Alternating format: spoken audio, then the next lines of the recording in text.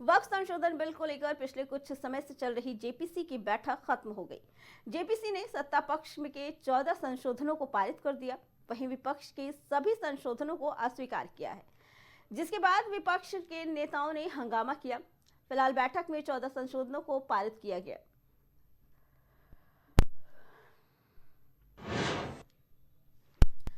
वक्फ संशोधन विधेयक जेपीसी की मंजूरी। बैठक में कुल 44 संशोधनों पर चर्चा हुई। 28 जनवरी को सर्कुलेशन, 29 को अडॉप्टेशन। विपक्ष के सारे प्रस्ताव सिरे से खारिज कर दिए गए। 14 संशोधनों को स्वीकार किया गया। बता दें कि बैठक में कुल 44 संशोधनों पर चर्चा हुई, जिसमें 28 जनवरी को सर्कुलेशन और 29 को अडॉप्टेशन की बात कही गई। जेपीसी की बैठक के बाद समिति के अध्यक्ष जगदंबिका पाल ने कहा कि 44 संशोधनों पर चर्चा हुई। उन्होंने कहा कि 6 महीने के दौरान विस्तृत चर्चा के बाद हमने सभी सदस्यों के संशोधन मांगे।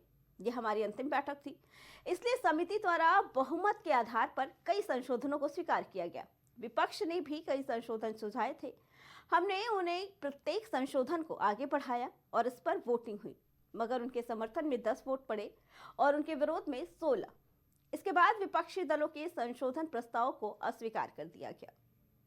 ज्वाइंट पार्लियामेंट्री कमेटी को जो वक्त के बिल पे मिला था, सरकार के द्वारा 44 संशोधन को लेकर के 1995 का जो प्रिंसिपल एक्ट वक्फ का था, उसमें 44 संशोधन लेकर के आई थी। लेकिन सरकार ने स्पीकर साहब से आग्रह किया था कि हम ये संशोधन वक्फ की बेहतरी के लिए ला रहे हैं, आम लोगों के फायदे के लिए ला रहे हैं, लेकिन हम इसके बावजूद चाहते हैं कि ये वक्फ हमारे ज्वाइंट पार्लियामेंट्री कमेटी बना करके रेफर कर दें। हम इसको और बेहतर डिलीब्रेशंस पूरे देश के स्टेक होल्डर्स के साथ, गवर्नमेंट ऑफिशियल के साथ, वक्फ बोर्ड के साथ, माइनॉरिटी कमीशन के साथ, इस्लामिक स्कॉलर के साथ हम और डिटेल डिलीब्रेशंस करना चाहते हैं। बैठक में कुल 44 संशोधन पेश किए गए थे, जिन पर काफी चर्चा के बाद 14 संशोधनों को मंजूरी दी गई। हालांकि संशोधन को लेकर विपक्ष के सभी प्रस्ताव को अस्वीकार कर दिया गया। जेपीसी की अगली बैठक 29 जनवरी को, जहां इन संशोधनों को अडॉप्ट किया जाएगा। फिलहाल बैठक के फैसलों से विपक्ष में नाराजगी तो लाजमी है। इससे पहले जेपीसी की बैठक में आज भी हंगामा हुआ। टीएमसी सांसद कल्याण बनर्जी ने हंगामा किया, जिसके बाद कई सांसदों को सस्पेंड कर दिया गया। हालांकि सस्पेंड हुए सांसदों में भाजपा के सांसद निशिकांत दुबे भी शामिल रहे।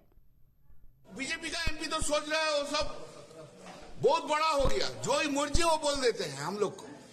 अभी जो चल रहा है अंदर में, वो तो इमरजेंसी चल रहा है, अनडिक्लेयर्ड इमरजेंसी प्रोसीडिंग चल रहा है। He is dancing the tune of somewhere else. He is dancing for the tune of somewhere else. क्यों उन्होंने सिर्फ इधर बैठा है, लेकिन किसी का एजेंडा फिलअप करने के लिए कर रहे हैं, पॉलिटिकल मोटिवेटेड। और दिल्ली इलेक्शन है, इसलिए उनको जल्दीबाजी है, पॉलिटिकली मोटिवेटेड। हम लोग बार बार रिक्वेस्ट किया, तभी वो नहीं सुनता है। चेयरमैन किसी को बात सुनता नहीं है, इसे जमींदारी में हो गया। विंटर सेशन में इसको जमा करना था, सभी लोगों ने जो है कहा कि नहीं इसको एक्सटेंड करना है। मैंने खुद ही सपोर्ट किया और इसके बाद जो है बजट सेशन के लिए आया। उन लोगों ने कहा कि मीरवाइज को बुलाना है, मीरवाइज को हमने बुलाया। तो सवाल यह है कि चेयरमैन जो है सबके साथ कोऑपरेटिव है। जगदंबिका पाल जी ने जो है इसको बड़े अच्छे ढंग से चलाया है और उनके ऊपर जो है खामखा ये लोग टेंशन क्रिएट करते हैं, उनके साथ बदतमीजी करते हैं। उनके साथ आपको पता है कि बोतल फेंकने की भी घटना हुई, उनकी जान बच गई।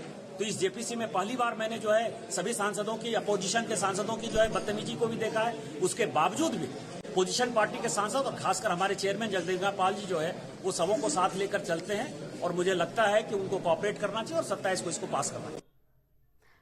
खबर की अहम बात यह है कि इस तरह विपक्ष के सभी प्रस्तावों को सिरे से खारिज कर देना किस हद तक सही है? क्या विपक्ष के प्रस्ताव अमल करने लायक ही नहीं है, या बहुमत के आधार पर उन्हें दरकिनार कर दिया गया? जहां सत्ता पक्ष के 14 प्रस्तावों को मंजूरी दी गई है, वहीं विपक्ष के एक भी प्रस्ताव को स्वीकार नहीं किया गया। फिलहाल आने वाले समय में यही उम्मीद रहेगी कि इस फैसले के सकारात्मक परिणाम देखने को मिले।